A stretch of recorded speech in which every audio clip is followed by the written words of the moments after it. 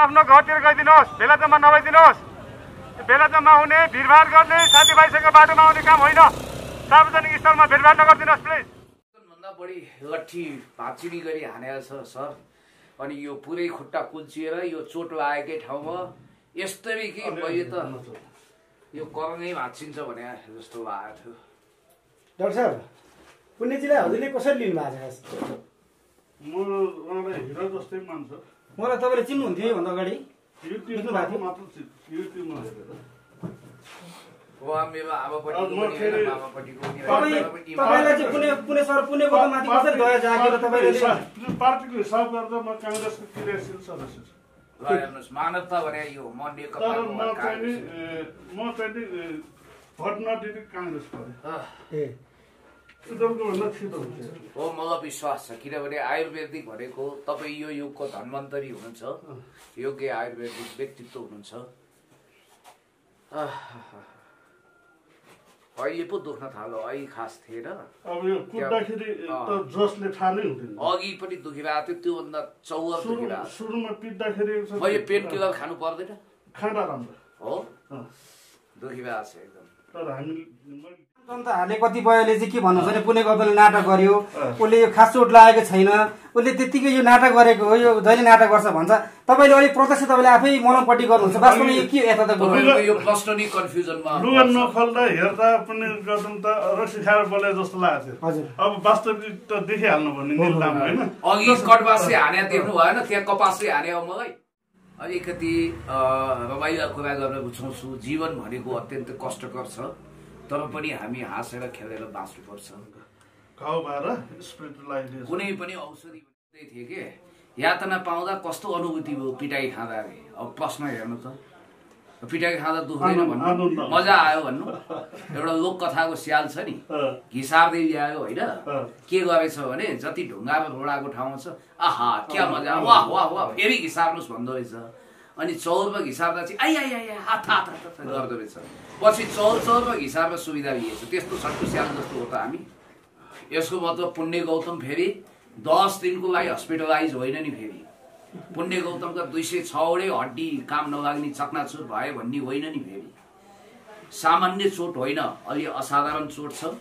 तर यो एकदमै पुण्य गौतम अब आन्दोलनमा अथवा अभियानमा निस्किनै नसक्ने गरी भन्ने चाहिँ होइन, चोट चाहिँ एकदमै ठुलो लागेको छ है साथी। हजुरलाई यो एनर्जी कहाँबाट आउँछ सर? यो तपाईँलाई यस्तो अहिले कुटपिट भएको छ, तपाईँलाई डक्टरले रेस्ट गर्नुपर्छ भन्नुभएको छ, र पनि तपाईँ अझै म जनताको लागि म अझै यो मलाई केही पनि होइन, म अझै पनि बुलन्द आवाज उठाउन छोड्दिनँ भन्नुहुन्छ। एउटा त मेरो आत्मबल हो, दोस्रो तपाईँहरूको माया हो, तेस्रो चाहिँ एक थाल भात, राम्रो खालको तरकारी, दुध दहीको एनर्जी पनि हो। म ढाड्दिनँ कुरा त त्यो पनि हो नि त फेरि होइन र।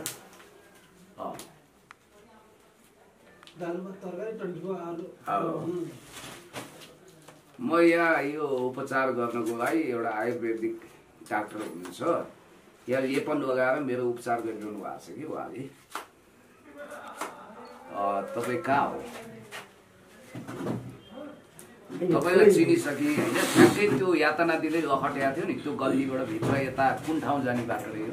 बुद्धनगर हो। बुद्धनगर जाने बाटो पनि बुद्धनगरमा। यो के जडीबुटीको नाम के हो? हिमाली लेप। हिमाली लेप। बुद्धनगर। हजुरको बिल कति भयो बनाइदिनु होला है? पर्दैन सर। होइन होइन, तै पनि जनताको लागि नलाई यति पनि गर्न सकेन भने के को? हजुर ल हेर्नुहोस्, यस्तो मानवीय आत्मीय व्यक्तित्व यहाँ हुनुहुन्छ, धन्यवाद दिन्छु। तर दबाई त्यतिकै त आउँदैन, माया पनि पर्दैन।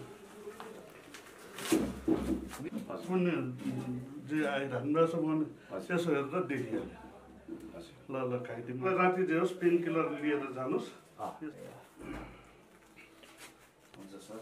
पहिला पहिला अरूको कापीको पानामा नाम मेन्सन गरेर गरिदिनु होला। हजुरको नाम के भन्नुभयो? राजकुमार मान्दा। हजुरलाई यो पुण्य सर प्रति दया जागेको हो कि कस्तो? तपाईँले बाटैमा अब उहाँ हस्पिटल जान आँट्नु भएको, म हजुरले आफै गर्छु तपाईँ यता आउनुहोस् भनेर तपाईँले ल्याउनु भयो नि, तपाईँले देख्यो भने म कसैलाई हेर्न सक्दैन कि आफ्नो आन्दोलनमा हिँड्न सक्दैन। उमेर कतिवटा हात थिए देख्नु भएन, महिषासुरहरू कसरी आएका थिए, बारुल्लो अरिङ्गाल भन्दा पनि खतरनाक तरिकाले। तपाईँलाई त उहाँहरू पुलिस आउँदाखेरि अरिजिनल फिल भयो, अरिजिनल स्टाइल आयो। को पुलिस को आयो उही गएर भरे भिडियो हेरेर एक एकको अनुहार जसरी नागले आफ्नो आँखामा फोटो बनाएर राख्छ नि, पुण्य गौतमले हरेकको अनुहारलाई आफ्नो आँखाको लेन्समा कैद गर्छ।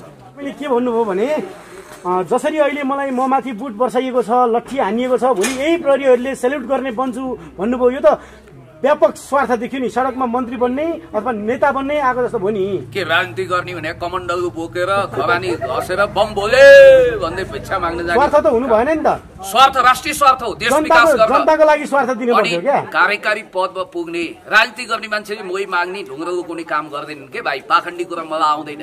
राजनीति गर्नुको उद्देश्य राज्य सत्तामा पुगेर जनता र देशको मुहार चेन्ज गर्ने हो। म पोलिटिकल साइन्सको PhD स्कलर पनि हुँ। मलाई राजनीतिका ट्युसन र कोचिङ दिनु पर्दैन। समग्र प्रहरीको आइजी भन्दा म बाठो र ट्यालेन्ट छु। यो ठोक्का गर्नुहुन्छ तपाईँ? म ट्युसन पढाउँछु आइजीलाई, बोलाउनुहोस्। पढाउनुहुन्छ? पढाउँछु। आइजी भने फेरि को हो नाम अज्ञात छ। प्रहरीको त अब पढाउनको लागि प्रहरी सम्बन्धी नियम थाहा पाउनुपर्छ। त्यो नियम विपरीत मैले राजनीति शास्त्रको ट्युसन भनेको छु नि, अरूको भनेको छु हो र? तपाईहरुको चाहिँ यो कहिलेसम्म जारी हुन्छ? MA होला मुस्किलले, म PhD स्कलर हुन सक्दिन त। उहाँ जुन कलेजमा पढ्नु होला कहिलेसम्म चल्छ यो तपाईहरुको? कहिलेसम्म चल्छ तपाईहरुको आन्दोलन चाहिँ? जबसम्म कुलमान घिसिङजी नेपाल विद्युत प्राधिकरणको कार्यकारी निर्देशक हुनुहुन्न तबसम्म यो आन्दोलन नभनु अभियान हो। पुलिसले कटवासको लट्ठी बजाएर हड्डी पसली गरेर यो पेचकिलाहरू लड्काएर मान्छेलाई धुलीसात गरेर तपाईहरुलाई रामधुलाई भन्ने आज खुब यो शब्द प्रयोग टर्मिनोलोजी प्रयोग गर्ने शौक छ। त्यस्तै गरेर जबसम्म यो एकदम भ्याकुर लखटे जस्तो लखट्न छाड्छ तबसम्म यो लखट्न छाड्नु पर्यो। यसो हामी आन्दोलन भन्दैनौँ, अभियान भन्छौँ, आवाज भन्छौँ। म किन आएको थाहा छ? यसरी सडकमा आइरहँदा यो सुनवाई हुन्छ त तपाईहरुको सम्बन्धित निकायमा? यो 3-4 जना मात्रै आइपुग्नु के तपाईको साउन्ड अफ छ र अहिले रेकर्ड त छ नि, सुनिहाल्छ नि भरे इयरफोन लगाएर के फरक? कुलमान घिसिङलाई मन्त्री भएर आउँदै हुनुहुन्छ उहाँ, मैले गोप्य सूत्रबाट थाहा छ भन्नुभयो। अनि अहिले मन्त्री बन्दै हुनुहुन्छ भने त उहाँलाई बन्न दिनु पर्यो नि त। तपाईँ सडकमा आएर फेरि झार्ने होइन, चढाउने। खोइ त मन्त्री बन्दै हुनुहुन्छ भने होइन त तपाईँले? उहाँको स्ट्रेन्थ हेर्नु त, उहाँ कति सौभाग्यशाली हुनुहुन्छ। पुण्य गौतमहरू आज सडकमा आएको छ। यो रेल ल्याएर जनताको सपना साकार पार्ने, विकास र समृद्धिको सपना साकार पार्ने देशभक्त समाजवादी नेता कार्यकर्ता हुनुको नाताले म गौरवले मेरो छाती जब ढक्क फुल्छ। यो पुलिस राज, यो कटवासको लौरो, यो बुट, यो बन्दुक त चलेन। बन्दुक बाहेक सबै चिज चल्यो। निर्ममतापूर्वक निर्दयतापूर्वक जसरी चुट्टी चुट्टी कुटी कुटी हामीलाई जुन ढङ्गले अचार धुलो पिठो नस पारियो नि, यसले सरकारको धज्जी उडायो, सरकारको इज्जतमाथि धावा बोल्यो। कुलमानजी पनि नेकपाको पेरिफेरी भन्दा बाहिरको मान्छे हुनुहुन्न। मेरो त वास चिनारी हाम्रो धेरै पुरानो। तपाईँ के पार्टीको भएर समर्थन गरे? अरु भए गर्नुहुन्थेन तपाईँ? म नेपाली जनता हुँ, हर राम्रो काम गर्नेमा पुण्य गौतमले समर्थन गर्छ।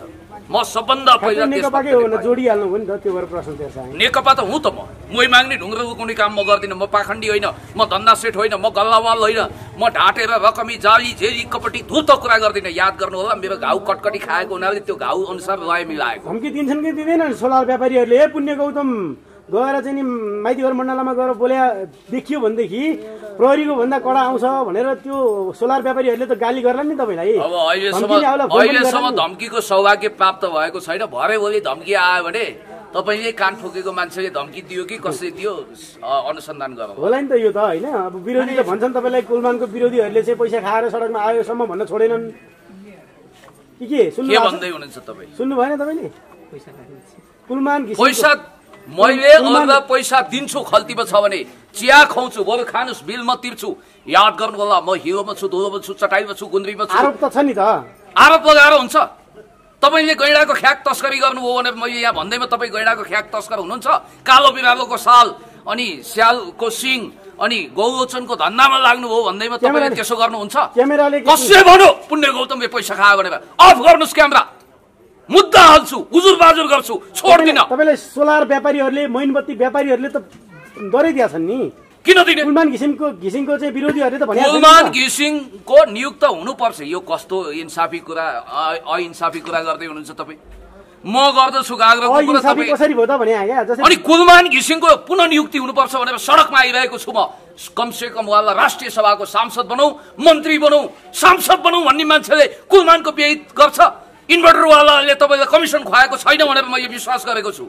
याद गर्नुभएको छ?